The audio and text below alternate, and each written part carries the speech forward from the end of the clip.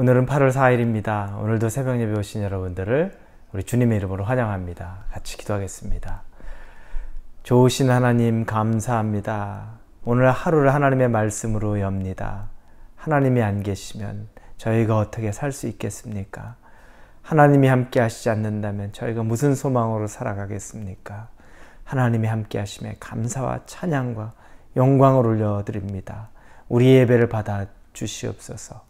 그리고 우리에게 기꺼이 말씀하시는 대로 우리가 순종하겠습니다.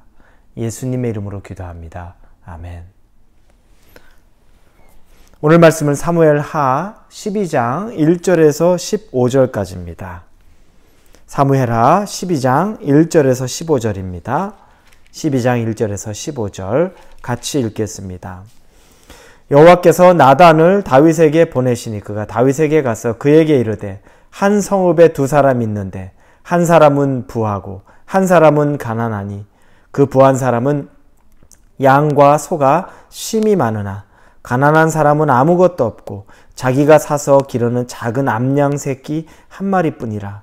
그 암양 새끼는 그와 그의 자식과 함께 자라며 그가 먹는 것을 먹으며 그의 잔으로 마시며 그의 품에 누움으로 그에게는 딸처럼 되었거늘 어떤 행인이 그 부자에게 오며 부자가 자기에게 온 행인을 위하여 자기의 양과 소를 아껴 잡지 아니하고 가난한 사람의 양 새끼를 빼앗아다가 자기에게 온 사람을 위하여 잡았나이다 하니 다윗이 그 사람으로 말미암아 노하여 나단에게 이르되 여호와의 살아계심을 두고 맹세하노니 이 일을 행한 그 사람은 마땅히 죽을 자라. 그가 불쌍히 여기지 아니하고 이런 일을 행하였으니 그 양 새끼를 4배나 갚아주어야 하리라 한지라. 나단이 다윗에게 이르되 당신이 그 사람이라. 이스라엘 하나님 여호와께서 이와 같이 이르시기를 내가 너를 이스라엘의 왕으로 기름 붓기 위하여 너를 사울의 손에서 구원하고 내 주인의 집을 내게 주고 내 주인의 아내들을 내 품에 두고 이스라엘과 유다 족속을 내게 맡겼느니라. 만일 그것이 부족하였을 것 같으면 내가 내게 이것저것을 더 주었으리라. 그러한데 어찌하여 내가 여호와의 말씀을 업신여기고 나 보기에 악을 행하였느냐. 내가 칼로 햇사람 우리아를 치되 암몬 자손의 칼로 죽이고 그의 아내를 빼앗아 내 아내로 삼았도다.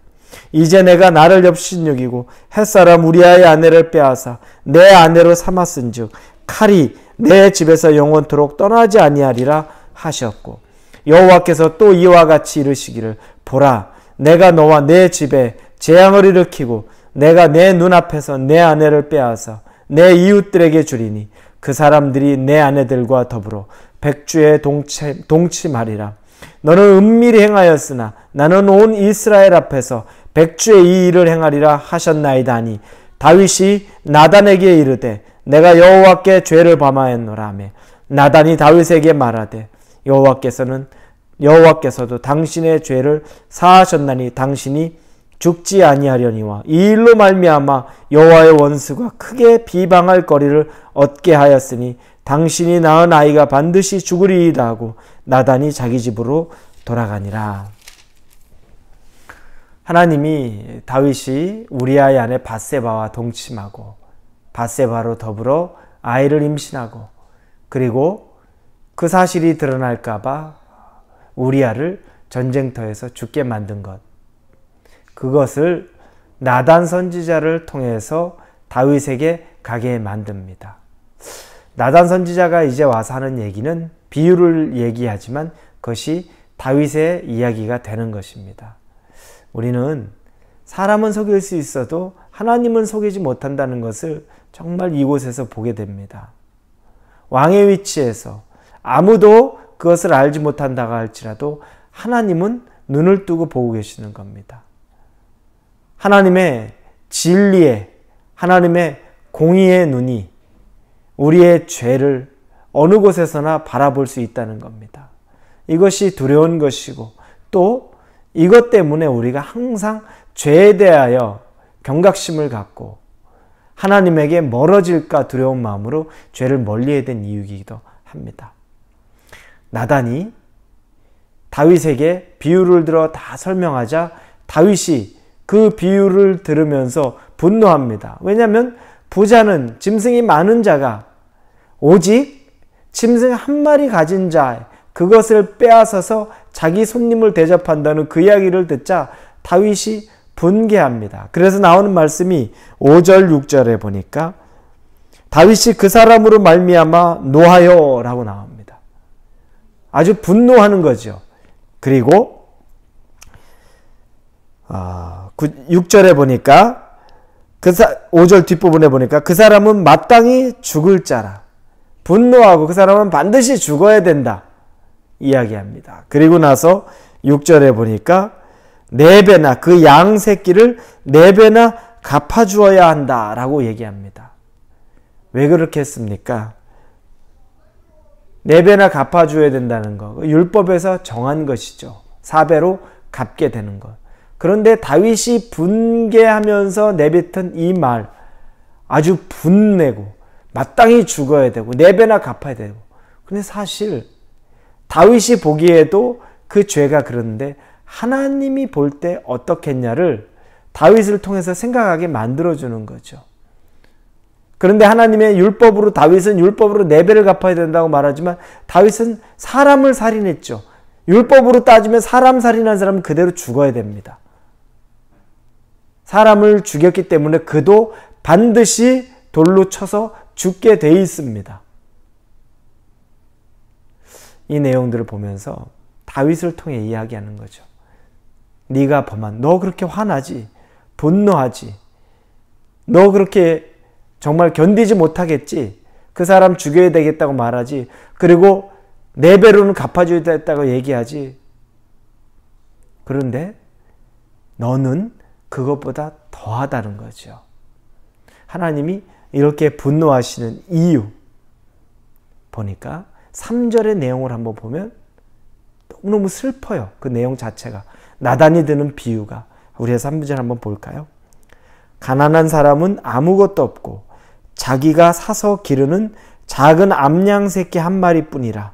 그 암양 새끼는 그와 그의 자식과 함께 자라며 그가 먹는 것을 먹으며 그의 잔으로 마시며 그의 품에 누움으로 그에게는 딸처럼 되었느니라. 우리아에게 바세바라는 존재가 이렇다는 거죠. 그 하나 있는 자기 아내, 사랑스러운 아내, 그래서 그 사랑스러운 아내에게 딸처럼 대하면서 모든 것을 다 아끼지 않고 주었던 우리아의 모습을 나단이 설명하게 만듭니다. 이 내용 자체가 너무너무 슬퍼요. 결과를 아니까. 이렇게 사랑했는데 그 여자도 뺏기고 자기도 죽게 되고, 이것처럼 원통한 일이 어디 있습니까? 그러면서 9절에 햇사람 우리아를, 내가 칼로 햇사람 우리아를 치되 암몬 자손의 칼로 죽이고 그의 아내를 빼앗아 내 아내로 삼았도다. 네가 그를 죽였는데도 얼마나 비참하게 죽였냐. 그 수치스럽고 그 더러운 암몬, 이방 이 암몬 자손의 칼에 죽게 네가 만들지 않았느냐. 그냥 죽이는 것도 원통스러운데 너는 그를 정말 불쌍하게 죽이지 않느냐. 그리고 그 아내를 빼앗지 않았느냐. 이 모든 일은 어떻습니까? 우리가 보는 10절에 보니까 이제 네가 나를 업신여기고 나옵니다. 네가 한 건 나를 업신여긴 거야. 네가 했던 건 나를 정말 무시하는 거야. 이 얘기를 하나님이 하는 겁니다. 하나님이 다윗에게 이야기합니다. 내가 너를 어떻게 해서 왕을 세웠니? 기름 부었니? 그리고 본문 말씀 다시 한번 볼까요?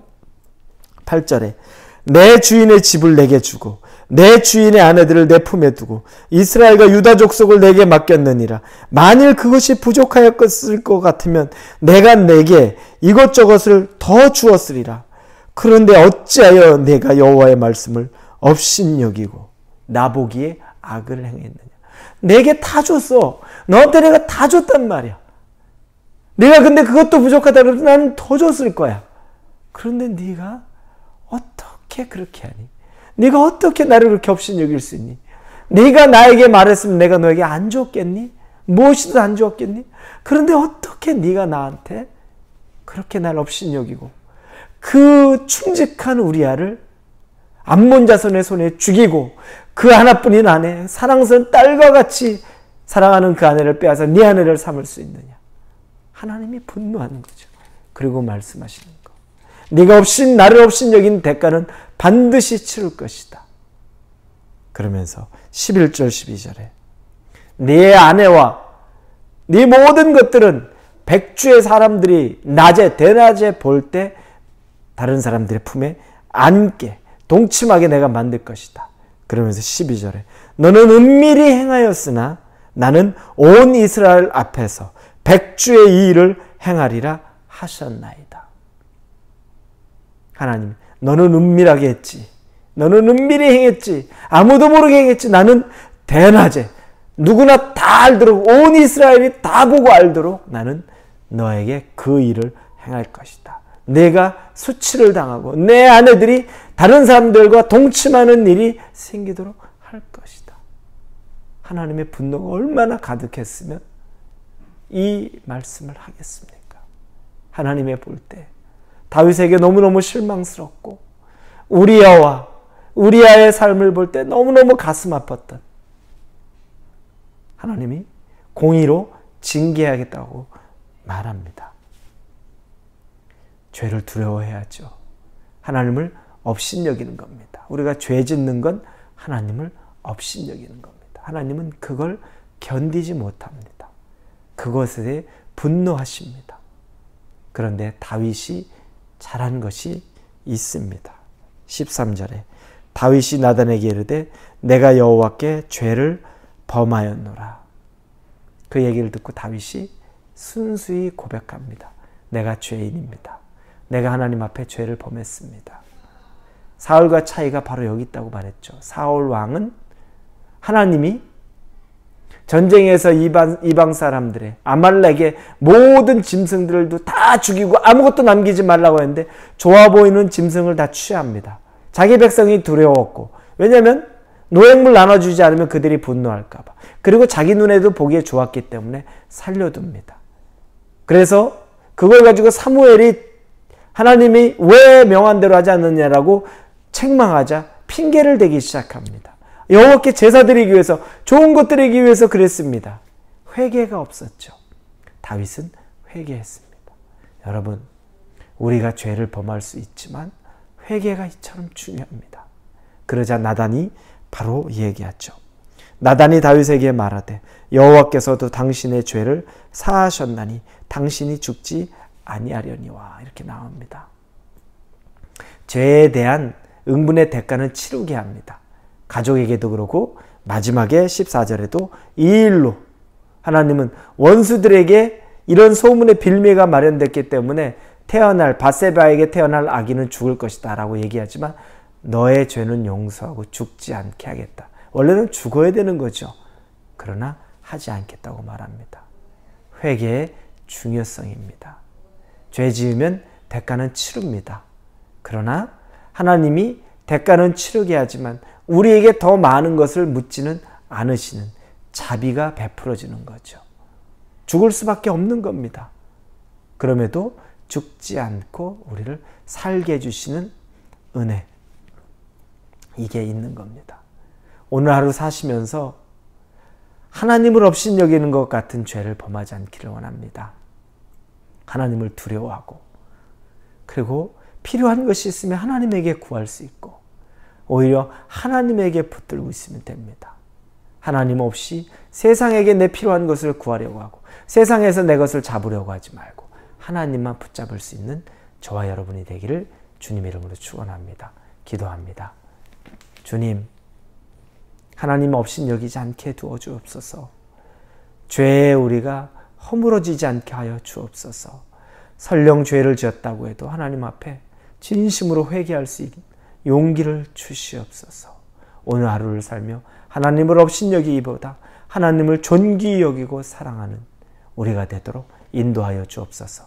예수님의 이름으로 기도합니다. 아멘.